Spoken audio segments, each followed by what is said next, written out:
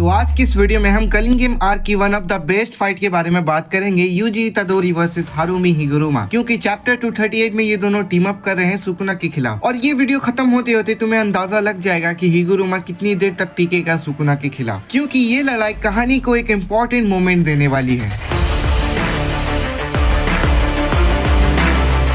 तो इस फाइट की शुरुआत होती है चैप्टर 163 में, जहां इतादोरी की मुलाकात होती है हिगुरुमा से, जो कि सूट में ही बाथटब के मजे ले रहा था। अब क्योंकि हिगुरुमा जेन्युइन पर्सन लग रहा था यूजी को, और वो कोई एशियन सॉर्सरर का रीइंकार्नेशन नहीं था, बल्कि वो मॉडर्न सॉर्सरर था, और इसीलिए यूजी इससे नेगोशिएट करने की कोशिश करते हुए बोलता है कि हम कलिंग गेम को खत्म करना चाहते हैं और हम कुछ ऐसे रूल्स ऐड करना चाहते हैं जिससे कि एक दूसरे को मारने की जरूरत ना पड़े, और ऐसा करने के लिए तुम्हारे 100 पॉइंट्स की जरूरत पड़ेगी जो कि तुम्हारे पास है। लेकिन इन सब से हिगुरुमा मना कर देता है, और वो जब से यूजी से मिला है वो उससे मजाक ही कर रहा था। तो यूजी उससे फिर से पूछते हैं कि क्या ये भी एक मजाक है, तो फिर हिगुरुमा साफ साफ मना कर देता है। और इसके बाद काफी सारा ज्ञान की बात करने के बाद बेसिकली हिगुरुमा का कहना है कि वो एक लॉयर हुआ करता था, जहाँ पर अपराधी रूल्स को फॉलो नहीं करते थे और हमेशा बचकर निकल जाते थे। लेकिन कलिंग गेम में उसे मिली है कर्स टेक्निक, तो यहाँ पर रूल्स फॉलो करना जरूरी है, और साथ ही वो देखना भी चाहता है कि आखिर ये कर्स रिमूवल होता कैसे है। ये सुनने के बाद यूजी बोलता है कि बहुत हुआ तुम्हारा, अब लगता है कि मुझे जबरदस्ती करना होगा। और तभी हिगुरुमा भी इस फाइट के लिए तैयार हो जाता है, और ये फाइट शुरू हो जाती है जहाँ यूजी हिगुरुमा के अटैक को पहले डिफेंड करने की सोचता है, और तभी हिगुरुमा अपना डोमेन एक्सपेंशन का यूज करता है, जिस पर यूजी क्विक डिसीजन लेते हुए हिगुरुमा पर अटैक कर देता है। लेकिन हिगुरुमा का डोमेन बाकी सारे डोमेन की तरह नहीं था, वो काफी ओल्ड फैशन डोमेन है, क्योंकि एक नॉन लिथल डोमेन है, और हिगुरुमा का डोमेन एक कोड की तरह है जिसमें ऑब्वियसली लॉ एंड रूल्स तो होंगे। और तभी यूजी के ऊपर इल्जाम लगाया जाता है कि 16 जुलाई 2007 को वो माजी वेगस पोचिंको शॉप में 18+ गेम खेल रहा था अंडर एज होने के बावजूद। और इसके बाद हिगुरुमा का पूरा डोमेन समझाया जाता है, क्योंकि इसका डोमेन थोड़ा कॉम्प्लिकेटेड है। मगर मैं तुम्हें आसान शब्दों में बताऊं तो बेसिकली इस डोमेन में होता ये है कि तुम अपने ओपोनेंट पर इल्जाम लगा सकते हो, जिस पर शिकिगामी जजमेंट यूजर को एविडेंस भी देता है, और इस एविडेंस के बारे में यूजर को भी कुछ पता नहीं होता, और ये एविडेंस से ओपोनेंट को सजा होगी कि नहीं ये ओपोनेंट के ऊपर निर्भर होता है। और इसीलिए ओपोनेंट के पास 3 चॉइस बचता है कि वो उस गुनाह के अगेंस्ट में क्या करे। पहला कि तुम इनकार कर दो कि मैंने ये नहीं किया है। दूसरा, तुम झूठ बोल सकते हो कि हाँ मैं उस समय वहीं कुछ और काम कर रहा था। और तीसरी चीज कि तुम अपना गुनाह कबूल कर लो। और ऑब्वियसली इन तीनों पर अलग अलग सजा मिलेगी। अगर तुम्हारा गुनाह ज्यादा बड़ा हुआ तो तुम्हें डेथ पेनल्टी भी मिल सकती है। अब जो यूजी पर इल्जाम लगा था उस पर यूजी बोलता है कि हाँ ठीक है, मैं गया था पोचिंको शॉप में, मगर गेम खेलने के लिए नहीं बल्कि वॉशरूम यूज करने के लिए, इसलिए मैं इनोसेंट हूँ। इसके बाद हिगुरुमा एविडेंस दिखाता है, एक फोटो जहाँ पर वो उस गेम प्लेइंग मशीन के पास था, जिसमें यूजी साफ साफ वो मशीन के पास खड़ा हुआ है, जिस पर यूजी भी भारी मिस्टेक हो गया सर। और ऑब्वियसली यूजी का रिएक्शन देखकर यूजी को गिल्टी अनाउंस किया जाता है, और इसके बाद वो दोनों डोमेन से बाहर आ जाते हैं, जिस पर यूजी सरप्राइज होते हुए बोलता है कि यार कुछ भी तो नहीं हुआ, मैं तो गिल्टी प्रूफ हो गया था। लेकिन तभी हिगुरुमा अपना अटैक करना शुरू करता है जजमेंट हैमर की मदद से। अरे वही हैमर जिससे कि जज ऑर्डर करता है, जिससे कि यूजर उसका साइज और अटैक के स्ट्रेंथ कभी भी वो चेंज कर सकता है। पर यूजी को इतने में से कहाँ कुछ होने वाला था, और वो वापस खड़ा हो जाता है। इस अटैक से उसे डैमेज तो होता है लेकिन उतना नहीं होता। लेकिन हिगुरुमा रुकने का नाम ही नहीं लेता, वो अटैक के बाद अटैक के बाद अटैक करते ही जाता है। इसके वजह से यूजी को संभलने तक का टाइम नहीं मिलता, और ये सब मुमकिन होता है इस हैमर की वजह से, जहाँ हिगुरुमा इस हैमर का साइज स्ट्रेंथ कभी भी बदल सकता है। फिर हमें ये एक्सप्लेन करा जाता है कि हिगुरुमा इतना टैलेंटेड है कि उसने ये सारी चीजों को महज 12 दिन में सीखा है, क्योंकि 12 दिन पहले ही उसकी अवेकनिंग हुई है, मतलब उसकी कर्स टेक्निक की अवेकनिंग। लेकिन पता है क्या, हिगुरुमा डर रहा था यूजी से, क्योंकि यूजी का गिल्टी प्रूफ होने की वजह से यूजी अपना कर्स एनर्जी यूज नहीं कर सकता, क्योंकि जब भी कोई गिल्टी प्रूफ होगा तो उसकी कर्स टेक्निक छीन ली जाएगी कुछ वक्त तक। लेकिन यूजी के पास कोई कर्स टेक्निक नहीं है, तो उसकी कर्स एनर्जी भी छीन ली गई है। और यही चीज देखकर हिगुरुमा घबरा जाता है, क्योंकि बिना किसी कर्स एनर्जी की ये बंदा ऐसा फाइट दे रहा है मुझे, जबकि जो भी सॉर्सरर मुझे आज तक मिले हैं उनकी बस कर्स टेक्निक छीन लेने पर वो बिल्कुल होपलेस हो जाते हैं और कुछ ही अटैक में खत्म हो जाते हैं। लेकिन यूजी की ड्यूरेबिलिटी एज अ ऑर्गेनिज्म, क्योंकि उसके पास कर्स एनर्जी नहीं है तो क्या हुआ, तो भी बंदा बहुत ही स्ट्रॉन्ग है, जिस वजह से हिगुरुमा को समझ आ जाता है कि अगर वो इस फाइट को ज्यादा लंबा खींचेगा तो उसके लिए मुश्किलें बढ़ सकती है, और इस वजह से वो अपना ऑल देने की सोचता है इस फाइट में। और ये सिर्फ बोलता नहीं है, यूजी की हालत बहुत ही ज्यादा खराब कर देता है, और ऑलमोस्ट यूजी यूजी को नॉकआउट कर ही देता है इतने बड़े हैमर के नीचे कुचलकर। और दूसरी तरफ हिगुरुमा सरप्राइज हो रहा होता है यूजी की इस एक्शन को देखकर, उसकी एबिलिटीज को देखकर ये बंदा अभी तक कैसे टिका हुआ है। और तभी यूजी अपना दिमाग चलाता है और वो हिगुरुमा से मांगता है रीट्रायल। और इतना कहते ही वो वापस कोर्ट रूम में आ जाते हैं, जिस पर हिगुरुमा भी लाइक यू नोटिस। हाँ, फिर यूजी जवाब में ये बोलता है कि यार बाल बाल बचा, क्योंकि अकॉर्डिंग टू हिम 2 ट्रायल्स मांगना पॉसिबल था और इस चीज को जजमेंट डिनाई नहीं कर सकता। लेकिन इसके बाद जो यूजी पर इल्जाम लगाया जाता है उसके लिए वो खुद ही काफी ज्यादा गिल्टी था पहले से ही, committing mass murder in Shibuya on October 31, 2018। और ये सुनकर यूजी शॉक हो जाता है और इस बात को वो जरा सा भी डिफेंड नहीं करता, तुरंत ही बोलता है या